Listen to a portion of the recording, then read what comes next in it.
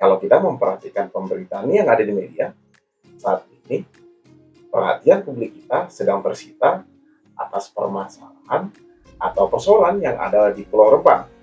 Sebuah permasalahan yang pada intinya meminta agar masyarakat yang ada di Pulau Rempang untuk segera mengosongkan Pulau Rempang.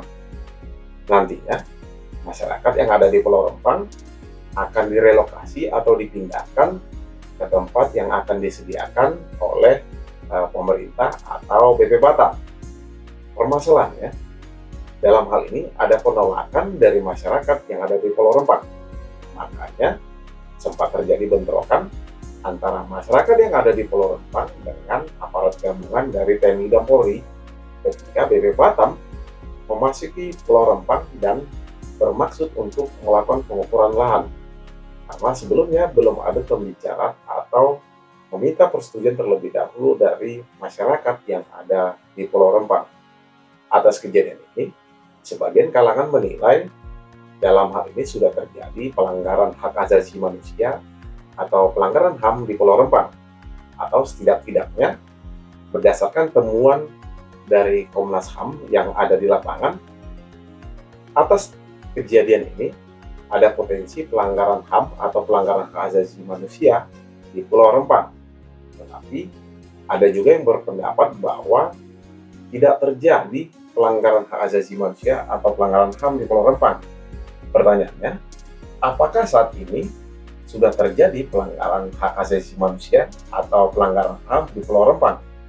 Bagaimana suatu kejadian baru dapat dikategorikan sebagai pelanggaran hak asasi manusia atau pelanggaran HAM berdasarkan ketentuan hukum yang berlaku? Berdasarkan pasal 1 angka 1 Undang-Undang Nomor 39 tahun 1999 tentang hak asasi manusia. Hak asasi manusia atau HAM adalah hak yang melekat pada manusia atau hak yang kita miliki sebagai makhluk ciptaan Tuhan yang wajib dihormati dan dijunjung tinggi dan dilindungi oleh negara, termasuk dilindungi oleh hukum, pemerintah, dan setiap orang demi kehormatan serta perlindungan harkat dan martabat yang dimiliki oleh manusia. Berdasarkan Undang-Undang Nomor 39 tahun 1999 ini, atau yang selanjutnya saya sebut dengan Undang-Undang HAM ini, setidak-tidaknya ada beberapa hak asasi manusia yang dilindungi oleh hukum. Pertama, hak untuk hidup dan meningkatkan taraf hidupnya. Di situ mencakup tentang hidup tentram, aman, damai, bahagia dan sejahtera, baik lahir maupun batin, dan hak atas lingkungan hidup yang baik dan sehat. Yang kedua, hak untuk berkeluarga dan melanjutkan keturunan melalui perkawinan yang sah sesuai dengan ketentuan hukum yang berlaku. Lalu yang ketiga, hak untuk mengembangkan diri, termasuk untuk memperoleh pendidikan atau ilmu pengetahuan dan teknologi, maksud untuk mencerdaskan diri serta meningkatkan kualitas hidup. Lalu yang keempat, ada hak untuk memperoleh keadilan atau mendapatkan persamaan di hadapan hukum atau hukum yang tidak memihak atau equality before the law, termasuk hak untuk memeluk agama atau hak untuk berpolitik, termasuk untuk mengeluarkan pendapatnya secara lisan maupun tulisan. Lalu hak kelima adalah hak atas rasa aman dan tentram, itu hak untuk mendapatkan perlindungan, bebas dari ancaman, ketakutan, atau penyiksaan, hukuman dan perlakuan kejam yang tidak manusiawi, termasuk perlakuan-perlakuan yang dapat merendahkan derajat dan martabat manusia.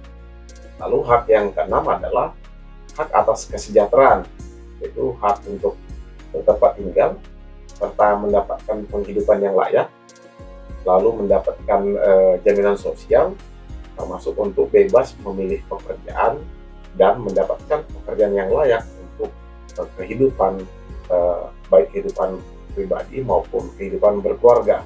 Sedangkan hak yang ketujuh adalah hak untuk turut serta dalam pemerintahan, itu hak untuk dipilih dan memilih dalam sebuah pemilihan umum atau pemilu, termasuk untuk turut serta dalam pemerintahan dan untuk diangkat dalam setiap jabatan yang ada di pemerintahan. Tentu saja hal ini juga harus sesuai dengan ketentuan hukum yang berlaku di Indonesia. Sedangkan kasus pelanggaran hak asasi manusia atau pelanggaran HAM atau yang dikenal juga dengan istilah human right abuse atau human right violation dapat diartikan sebagai perbuatan seseorang atau kelompok orang, termasuk perbuatan atau tindakan dari aparat negara atau aparatur negara, baik tindakan itu yang dilakukan secara sengaja ataupun tidak sengaja, atau sebuah kelalaian yang melawan hukum yang bermaksud untuk mengurangi, menghalangi, atau membatasi, atau termasuk untuk mencabut hak asasi seseorang atau kelompok orang, padahal sebelumnya hak-hak tersebut sebagaimana telah disampaikan tadi itu dijamin oleh ketentuan atau peraturan perundang-undangan yang berlaku di Indonesia. Untuk pelanggaran hak asasi manusia atau pelanggaran HAM ini biasanya dibedakan menjadi dua. Pertama ada pelanggaran HAM biasa, dan yang kedua ada pelanggaran HAM berat.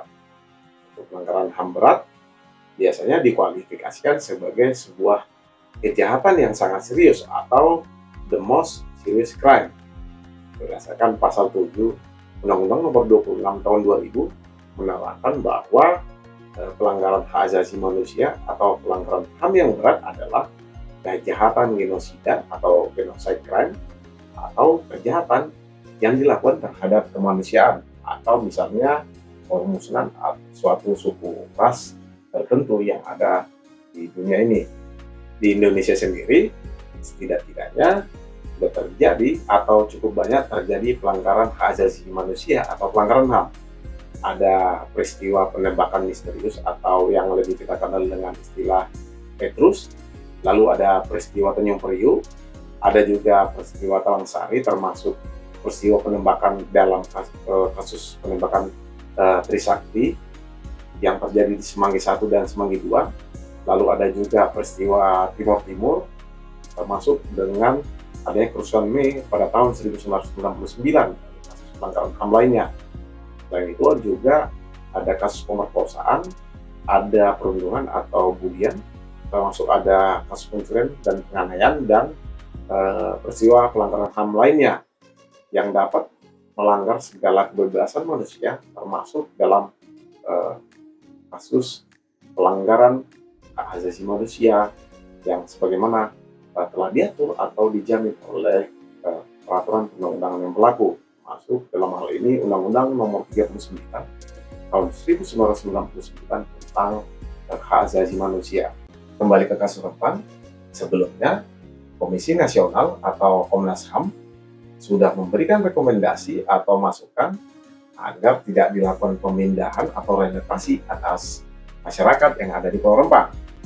Komnas HAM meminta agar pabriknya saja yang dipindah. Jadi, proyek strategis nasional yang bernama Rempang Eco City tetap bisa berjalan.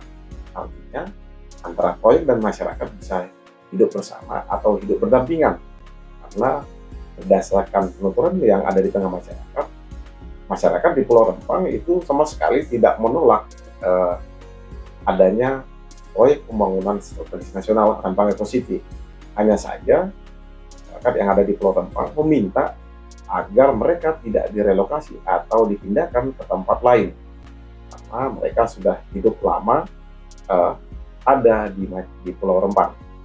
Menurut saya, sebaiknya relokasi atau pemindahan masyarakat yang ada di Pulau Rempang ini, apalagi misalnya dilakukan dengan melakukan penggusuran atau dengan menggunakan aparat atau kekuatan gabungan dari TNI dan Polri, itu sebaiknya agar ditinjau ulang apabila dalam permasalahan ini masih mendapat penolakan dari masyarakat. Makanya kan luas tuh, barangkali opsi untuk menggeser wilayah atau lokasi pabriknya itu masih memang dimungkinkan. Jadi negara atau pemerintah kita tidak kehilangan investor dan masyarakat itu mendapatkan peluang untuk mendapat kesempatan untuk lapangan pekerjaan dengan adanya proyek pembangunan Rempang Eco City. Kecuali nantinya pabrik atau kawasan industri atau perdagangan yang ada di Pulau Rempang memang tidak butuh tenaga lokal yang ada di Pulau Rempang. Jadi dalam hal ini, proyek pembangunan Pulau Rempang itu atau wilayah kawasan industri dan perdagangan yang ada di Pulau Rempang itu hanya membutuhkan tenaga yang ada di luar daerah, termasuk dalam hal ini tenaga kerja asing. So, menurut teman-teman, berdasarkan hal-hal yang saya sampaikan tadi, apakah menurut teman-teman untuk kejadian atau peristiwa yang ada di Pulau Rempang ini sudah terjadi pelanggaran hak asasi manusia atau pelanggaran HAM atau tidak? Silahkan komen di bawah ini agar dapat menjadi bahan diskusi kita bersama. Salam dari saya.